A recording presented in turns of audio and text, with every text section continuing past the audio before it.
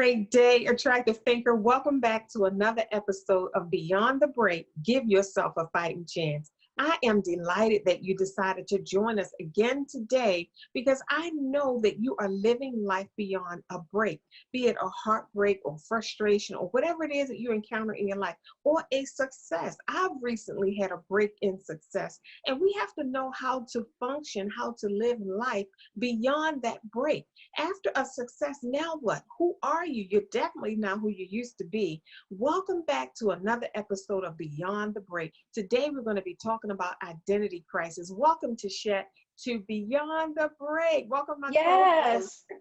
Happy Monday, everybody. It's such an awesome day to be alive. I'm glad that we're here. May you be continually blessed throughout this week, but let's get it up and popping.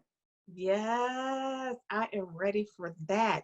And I trust that you are as well, attractive thinker, because every single day we need mental breakfast, mental lunch, mental dinner. We need these mental meals because you cannot forget who you are. You can't leave your heart unguarded while you're on reaching these levels of success in your life, because things can get in, things can seep out, and you're unaware of it. When we talk about an identity crisis, that phrase might sound familiar.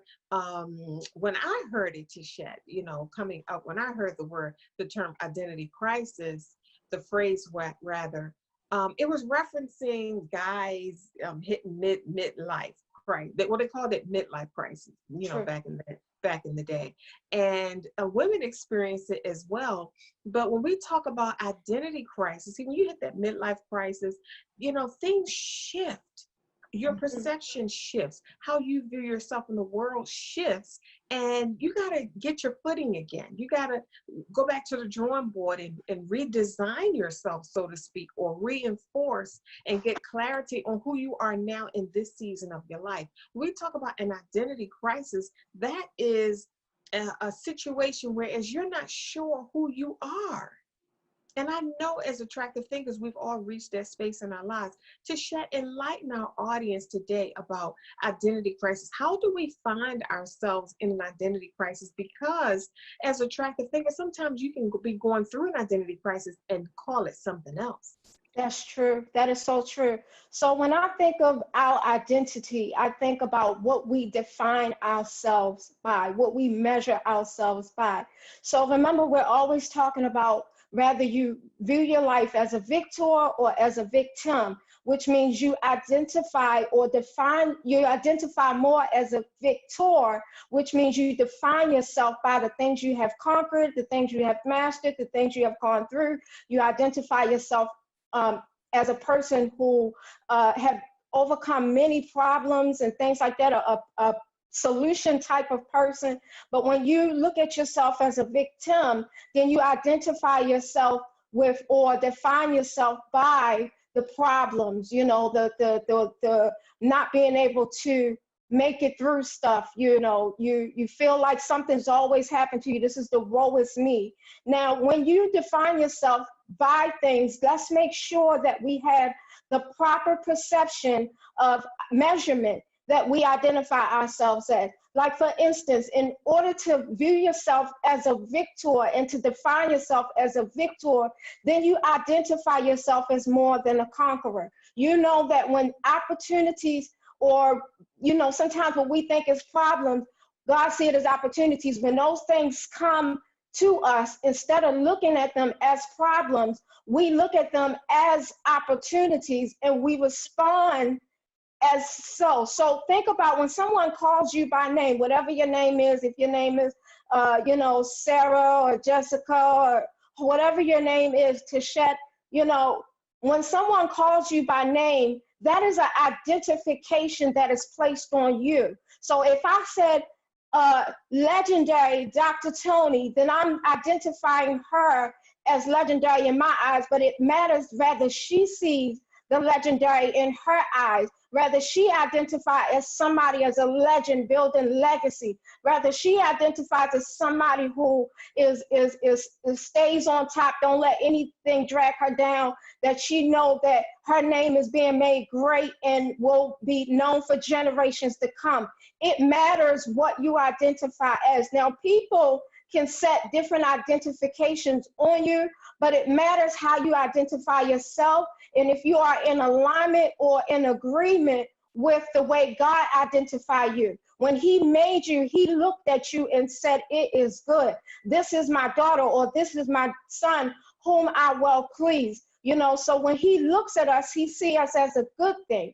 You know, he sees us in his image, in his likeness, and call it a good thing. So when we identify ourselves, we are identifying with that thing which is good. So if we are identified by that thing which is good, then what comes out of us is also good. Our language is also a measurement of identification, because what you say out of your mouth really does is an indicator of what you identify as. So if you are talking to somebody and you're painting a picture as if you're a victim, you can see that that is an indication that you identify as a person with many problems, or a stuck person, or a person who can't make it through. It's not that we don't go through problems as victors, it's that we know we can conquer problems as victors. It's not that we don't go through nothing as people who are more than conquerors. It's that if we know that we're more than conquerors, we know that we're going to overcome each and every opportunity, not problem, opportunities that come with us, because we know that each problem that comes to us is an opportunity for us to grow, to build character, to make it forward. It shows us who we are. It helps us develop, and we know that nothing is coincidental. So all things serve the purpose. All things work together for the good.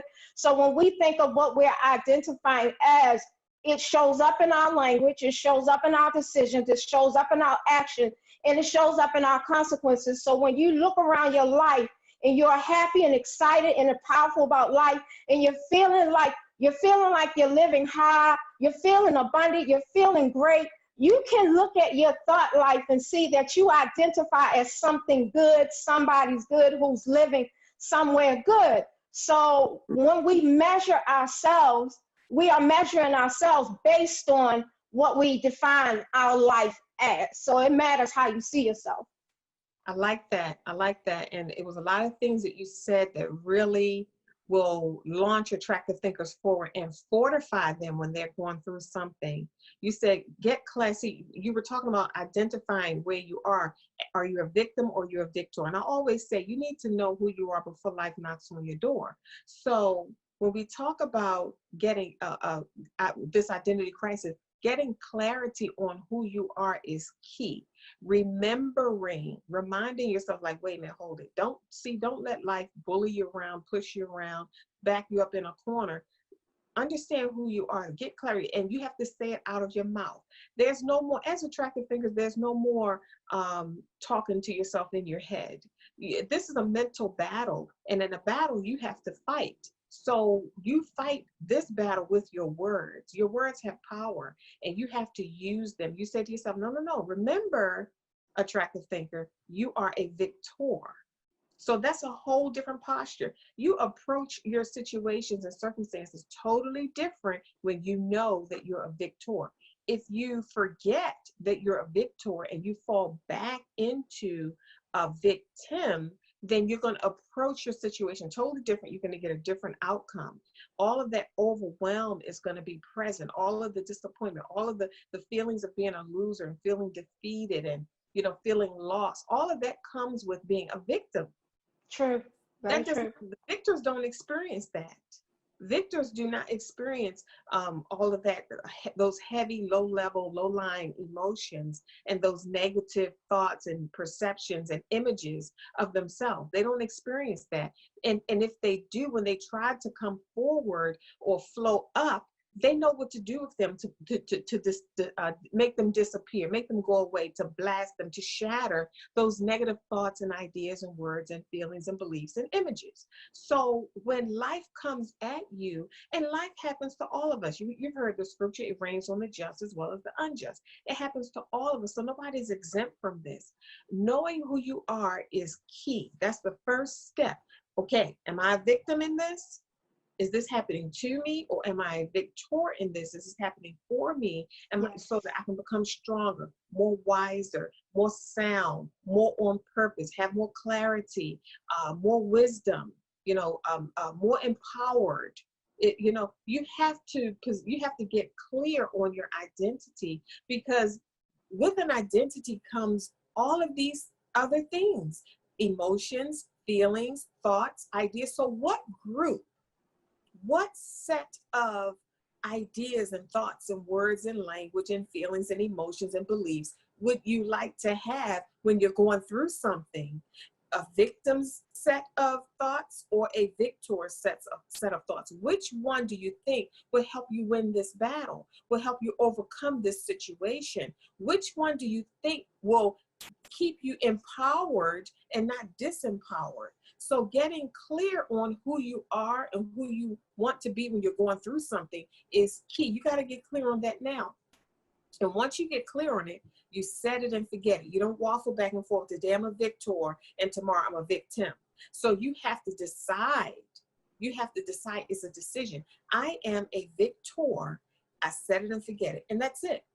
That's it. No matter what comes my way, I am a victor. People ask me all of the time, Tashette, how did you overcome this and that and the other? Or I want to know what was going on in your home while you were going through this. What was the perception and the posture of your family? How did you all not fall apart when you were going through this and that and the other? How is it that you guys still love each other and you're still, cordial with each other and you still enjoy being around each other after going through something like that? It's because we established who we are way before life knocked on our door. We understood that, it rains on the just and the unjust, that nobody is exempt from life. We understood that when we go through something, see, attractive thinker, there are there's nothing new under the sun. That's what I'm trying to say. The experiences that you're experiencing, you're not the first one, and you won't be the last one. So somebody on this planet has experienced exactly what you're experiencing right now. You may not know that. I know that when I was going through different experiences and challenges in my life, I felt like I was the only one. And when I looked to the left and to the right, I really didn't find anyone who could relate, because they had not gone through what I was going through. And I mean, specifically in particular, there were people around the world who may have, but at the time that I was going through that, it wasn't common place. You didn't see it in the street. You didn't see it in church. You didn't see it in school. As a matter of fact, the school and everywhere I went, we were the only family that was experiencing that everywhere we went. Can you imagine? Along with that comes feelings of loneliness, comes feelings of isolation, comes feelings of being a victim, like you're the only one, or everyone else is better off, or this didn't happen to nobody but you, or you must have did something wrong, or something's wrong with you, or you're just not cut out for what you want in life, or the desires of your heart, or happiness, or success, or whatever it might be. All of that is the culture of a victim. See, with a victim comes a culture. There's a language. There's a victim behavior. There are victim beliefs, victim feelings and emotions. There's a victim lifestyle, the way victims eat, the way victims sleep, the way they rise in the morning is totally different than the lifestyle of a victor. When a victor is going through something, yes, they may experience some of the same experiences as a victim, but their outcome is different. Their perception is different, and their behavior is different. Victors don't, hang their head and start walking all slow and defeated, and like somebody just, drained all the gas out of them, and they're hopeless. They standing on the edge of the cliff, teetering and tottering, whether they're going to jump or not. Victors don't do that, because we've been around this mountain a long time. We've been in these cycles and patterns and seasons a long time. We know how this is going to pan out. You will smile again. You will lift your head up. You will move on with life. You will get married again. You will have children again. You will start another business again. You will get another car again. You will move into your dream home again. It's just never ending. It's not the end. It's just the beginning. A lot of times, these circumstances that happen in our lives that we can so easily view as a victim's experience, they're really helping us to become stronger and more defined in who we are. You know, I really solidify our identity. Back to you, Tashette. That is so true. And you know what? When you are a victor and you identify yourself by a victor, you know that there is no time to wallow in sorrow. You know, we don't have any time to be judging. We all know we got somewhere to go and we got things to do. So we don't have time to waste in feeling bad about ourselves. We victors care about how they feel. They care about the fact that they need the energy and the strength to get up. You know, when we talk about victim or victor, we're really talking about mindset. Because you say attractive thinkers already know who they are before life hits them. They're already established who they are before all of this started to happen, before your heart got broken. They know who they are, so they see themselves as who they are through the process, but being stretched, developed, and strengthened in the midst of this process. See, the thing about it is, I understand my name. I understand my name is Tashette. And so if you call me anything other than that, then I have to run it through my own filter to determine whether that's true or not. Because if you call me powerful, I'll go, hey, how you doing? You know, but if you call me a loser, it's like, who are you talking to? I don't identify with that. That's not part of my vocabulary. I'll sit there and be like, I'm sorry, what does that mean? What did you say? So that you can become clear that that kind of language does not come out of another victor, because a victor will never take another victor down. We're only lifting each other up. Iron will sharpen iron. We're not trying to take each other down, because we know the cost and the sacrifice that it takes for us to stay on top. Another thing I was thinking about while you were talking was groundbreakers, trailblazers, pathfinders. It is the one of the things to keep in mind while you're going through this life. You're not going to find too many people that might have done it before you. This is why you're a groundbreaker. Nobody has ever broken that ground that you know in life before. You might have people all across the globe that might have did something similar, but listen, you have a calling on your life. You have been ordained and justified and equipped to win in this life. You have so many things that you have to do, and there's not too many people that you might see in your life who has that same calling, that same justification, that same ordination. You might not see too many people who walk that level before you, so you are going first. So when you're going first, you're building up that mindset. You know, as you go along, you're getting stuff. It's like when Adam and Eve was here and God presented different things. He called this,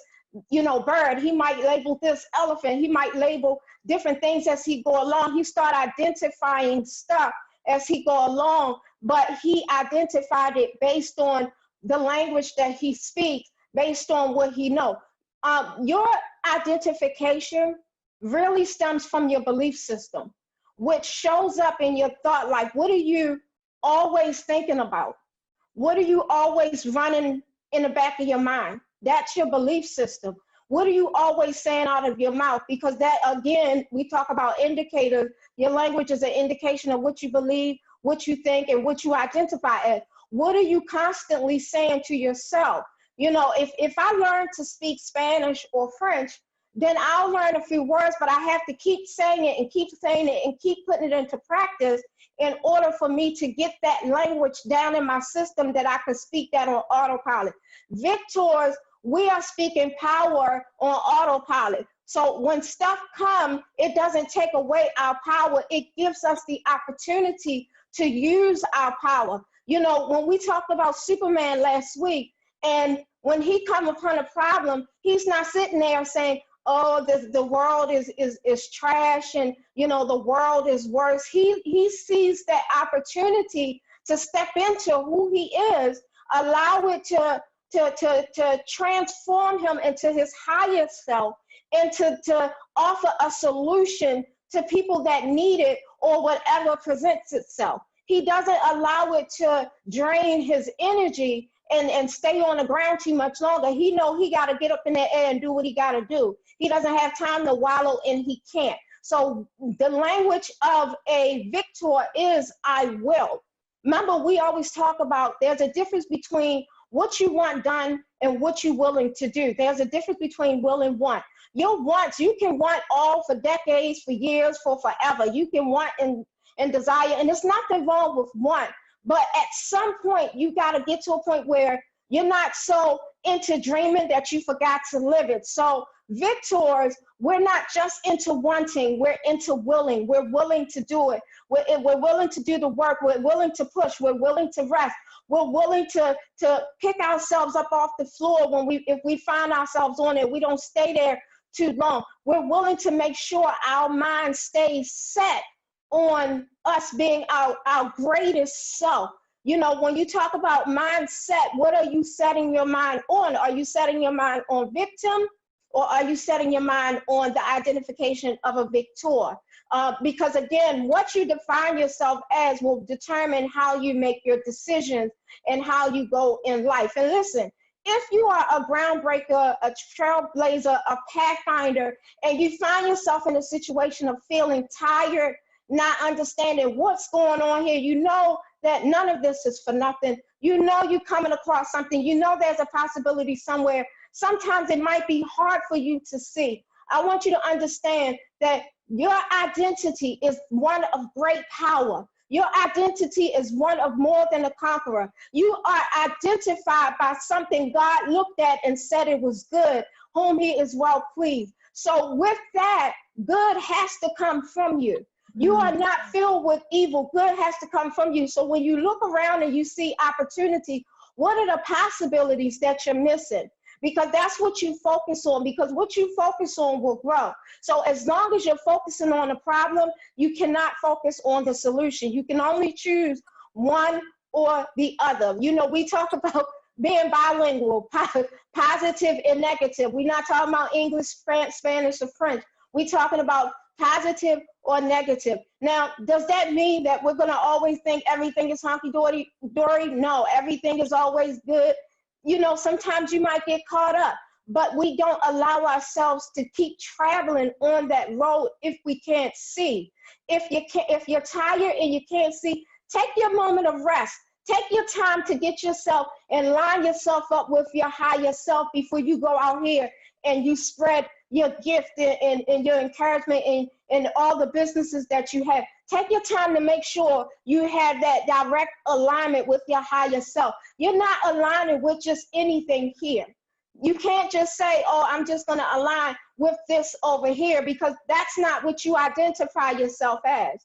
What do you identify yourself? Do you identify yourself as somebody created in his image? Do you have any idea what that means? When you say, I identify as somebody that was created in the image and the likeness of God, that means that you identify with somebody of power. You identify as somebody who creates, somebody who conquers, somebody who understands that they have dominion. You identify with somebody who know that they can do anything but fail. And if you know that you can do anything but fail, failure is not an option. Failure should not be a part of your thought life, and failure should not be a part of your language. So if you find yourself beginning to speak that, you stop right now, get yourself in alignment, fix your mindset, adjust yourself accordingly, adjust your mental breakfast, your mental lunch, your mental dinner, adjust it accordingly, because we want our higher self to create the life that we want to live. It is by tapping into and being our higher self that will create the life that we want, where the person we are, to me, I feel like the person we are now can create the now. But the person who we want to be, our higher self have to create that. So we have to get in alignment and identify with that person, allow that being to make your decisions, to walk out your life so that you can create something you've never created before. Because remember, trailblazers, this has not been walked out before you. This has not been this has not been something that you can look at and say, oh yeah, I want to do that. You might have a fresh idea. You might have something new that's in your mind, and you might not have somebody that did it first. So you have to do it. Now, when you are groundbreaking, that's not something that's easily done. That takes some strength, that takes some power, that takes some courage, you know, and definitely takes some wisdom, because you have to know where you're going, and you have to be willing to go and not let anything stand in your way. Groundbreakers don't allow little rocks to get in the way. They don't allow any little thing that they see to stop them from breaking this ground. They know the purpose of this breaking this ground and blazing that trail. They know the purpose. They know that their generations behind them is dependent on them to make it through that. So they don't have time to be worried about the little menial stuff over there that we think is reality. That's actually not really reality. It is just a distraction. So you identify that as a distraction and don't let it distract you. You conquer it and overcome it, and you make sure you work on your mindset. That is so true. You know, attractive thinkers, while Tishette was talking, and thank you so much for sharing that, Tishette. I was getting so many ideas and thoughts behind what you were saying. Attractive thinkers, sometimes you don't even know who you are. I know I didn't. For years, I was operating in my power, and I didn't know that. I didn't know I was operating in power. I felt weak. How can you feel weak and yet so powerful at the same time? I was operating as an attractive thinker, didn't even know who I was, hadn't even come up with the name attractive thinker yet. This is what I want to share with you, attractive thinker. When we're talking about identity crisis, I want you to know who we're talking to. I want you to know who you are. You are, like Tishette said, someone who has groundbreaking ideas. You're always different. You always find yourself in places where you don't fit. You're always the one who interjects in a conversation, and then the conversation takes a turn. You're always the one who has an idea and you go to share it and nobody gets it, or they don't get you. As an attractive thinker, you're the person who always wants to go. You're like, run. Okay, we got an idea. Let's make it happen. Let's do it.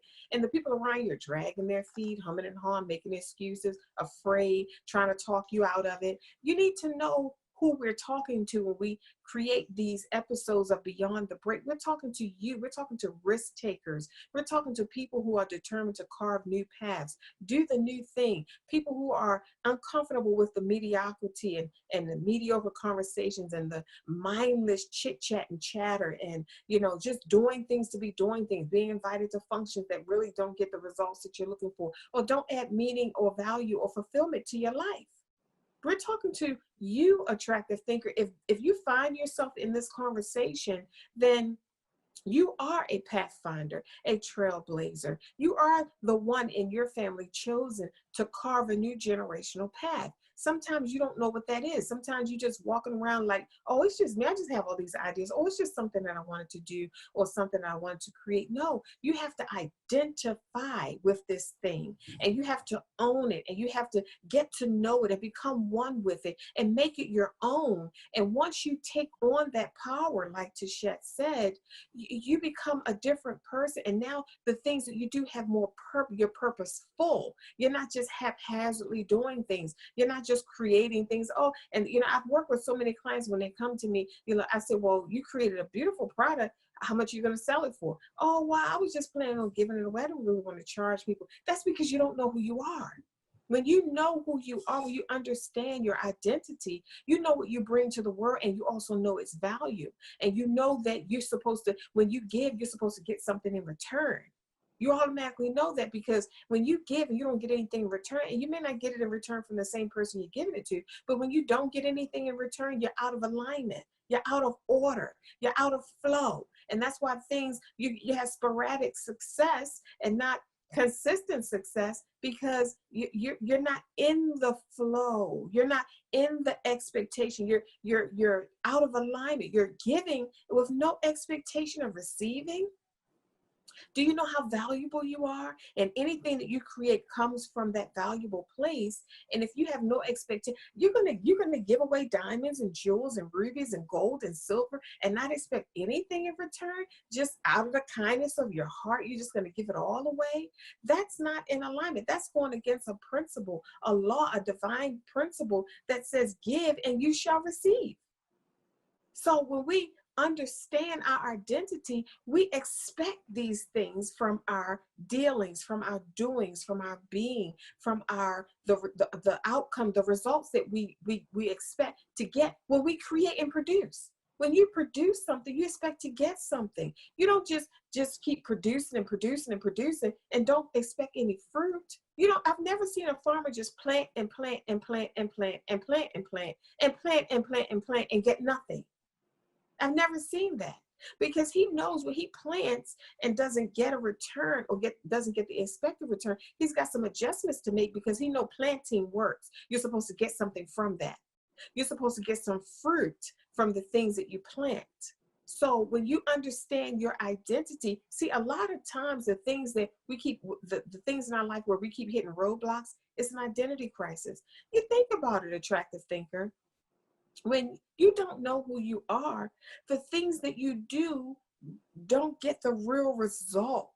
You might get a result or a return, but you can't even identify the return. It's so tiny or so small or distorted or out of alignment, or you don't recognize it. You don't even know what it is, or you don't value it. You can't see its value because it didn't come from a confident knowing place. When you understand your identity, you approach life differently, you talk to yourself differently, you create differently. When you understand who you are, your books make sense.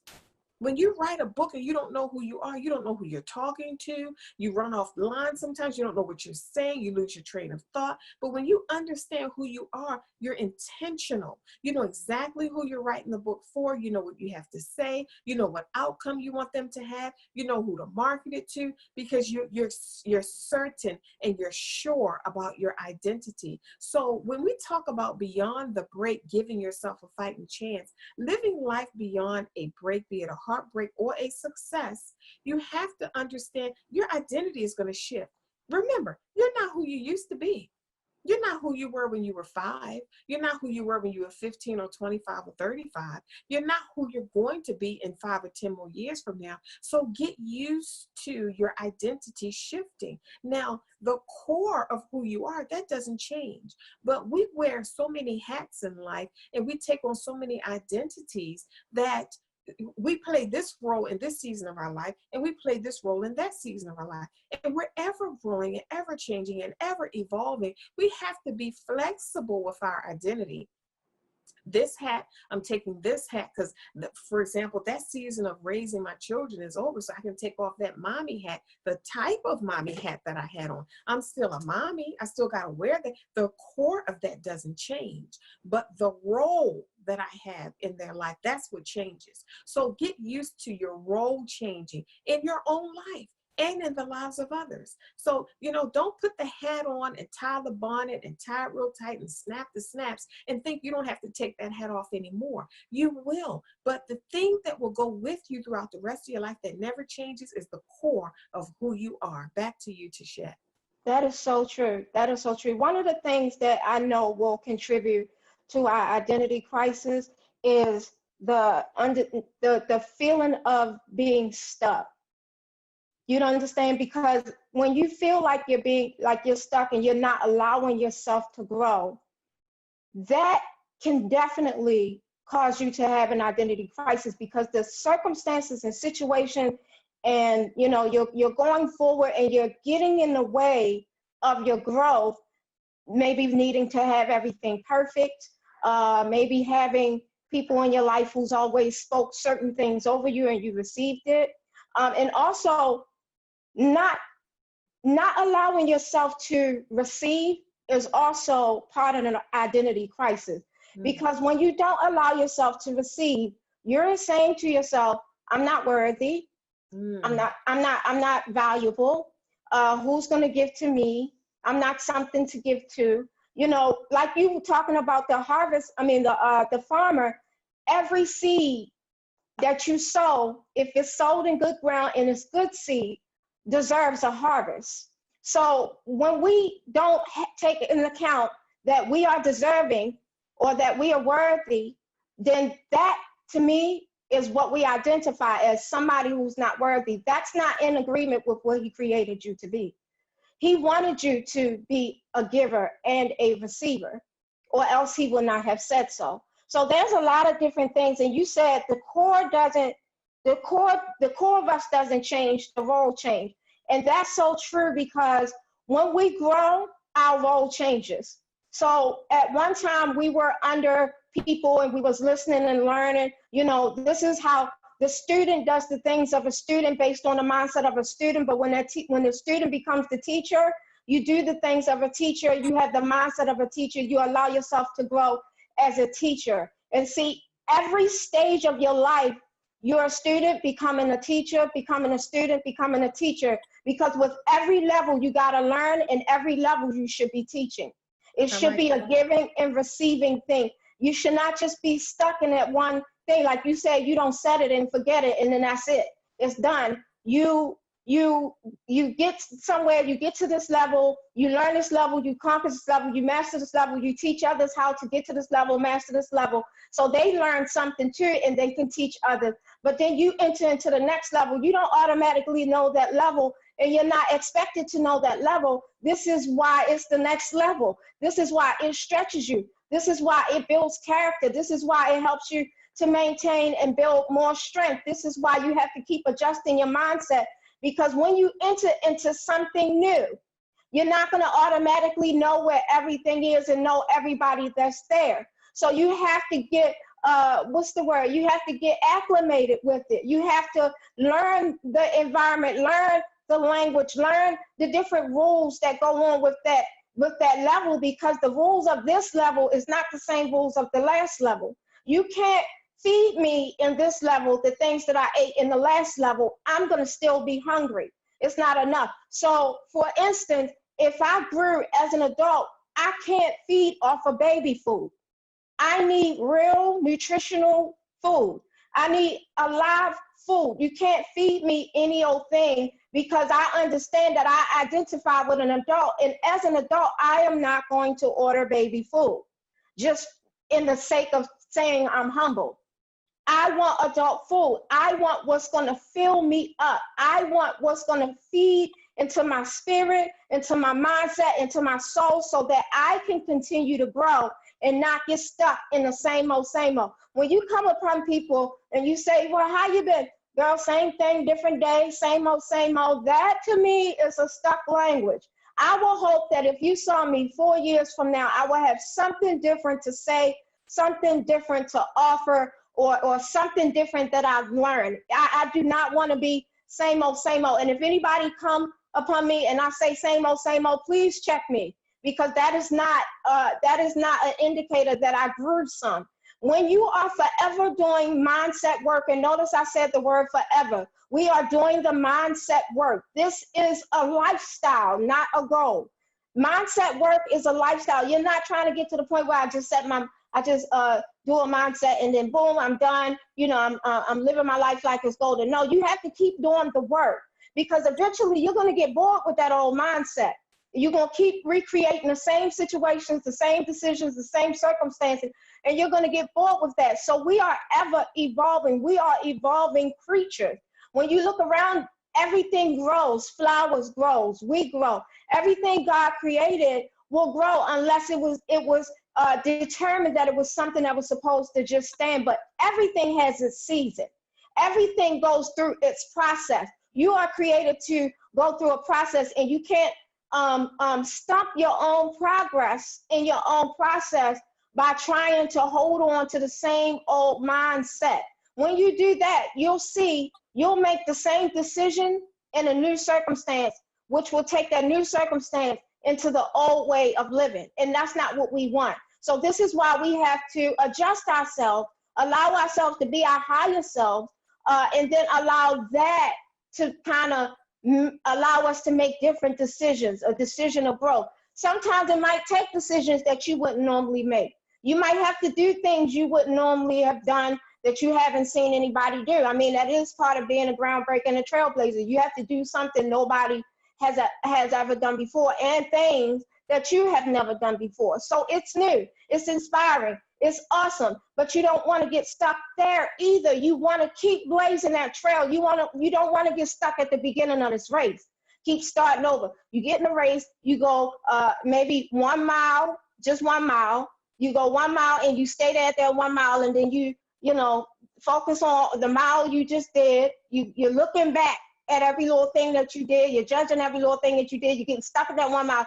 Then you say, oh, I got stuck here. I got to start over. So then you go back and you try to start again. How are you going to finish the race if we keep having to start over? Now, here's the thing. If you have to, because sometimes if we find if we find ourselves in a wrong place, don't keep going in the wrong. Figure out where you are, get clear or clarity on where you're supposed to go, and then restart again. But number one, don't give up. And if you're going to go forward, don't keep going in the wrong.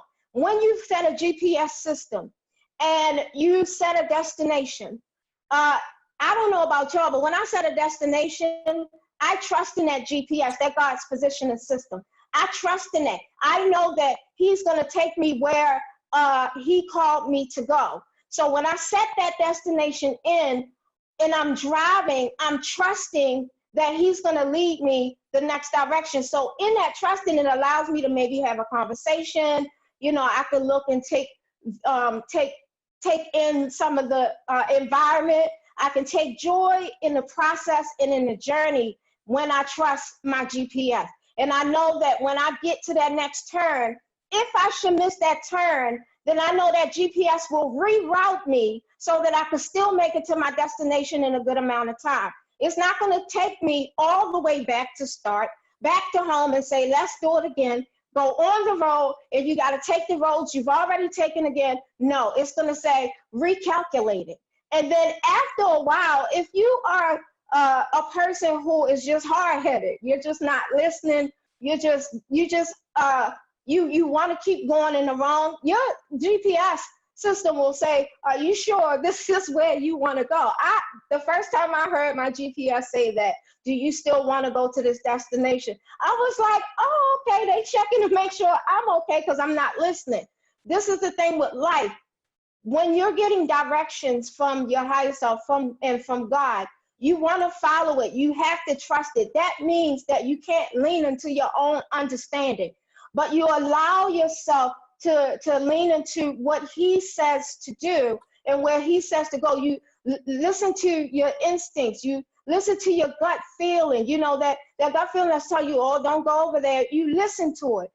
You get clear on who's talking, because you can't just listen to any and everything.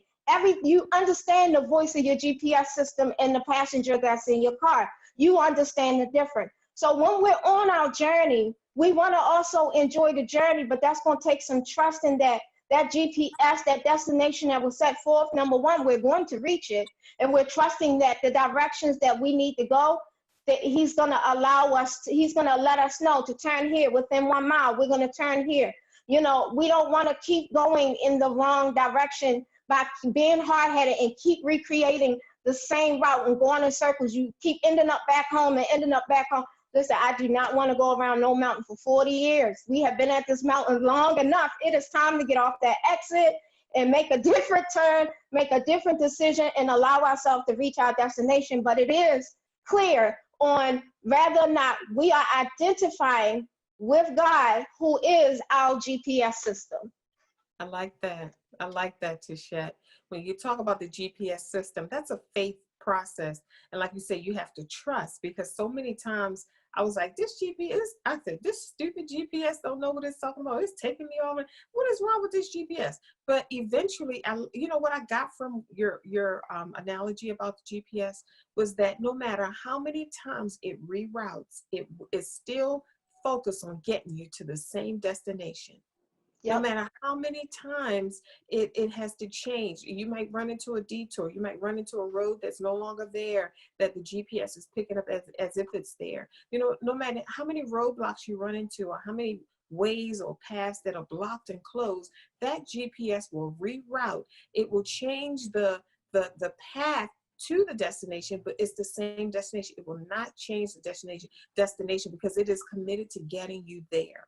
And that's Yes. where the trusting comes in at. We have to trust that our path in life, our destiny is committed to getting us there. God's will and purpose for our lives, He's committed to getting us there. And a lot of times it's easy to forget that because of what you're going through or the type of situation that you're going through. Sometimes those beyond, those breaks in life, those defining moments, they can bring you to your knees. When we talk about living life beyond the break, or today we're talking about identity crisis, you're in an identity crisis when you're at a fork in the road and you have yet to take a path. You just stopped and you're still waffling back and forth with this decision making process, wondering which path to take. See, at a crossroads or at a defining moment, in life, you're stripped away down to your core, down to the core. Remember I said the core of you never changes. It's just who you are. It's why you're wired that way. It's manufactured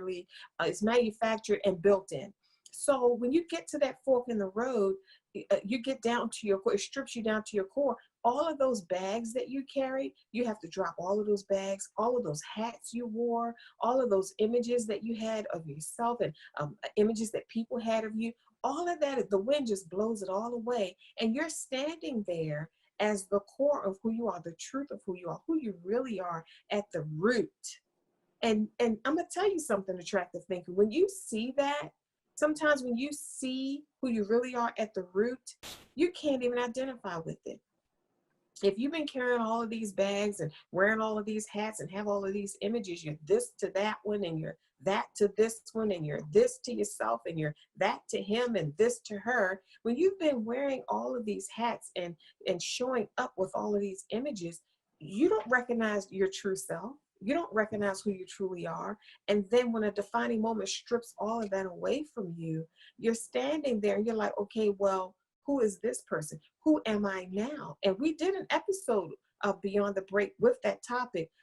Who am I now? Or who am I now, like after this or after this experience? And you should go back and listen to that because it helps you identify yourself. It helps you recognize yourself. You can lose yourself when you're going through something. You can have a distorted view of the real image of yourself when you're going through something. So you're in that identity crisis and life has stripped everything away.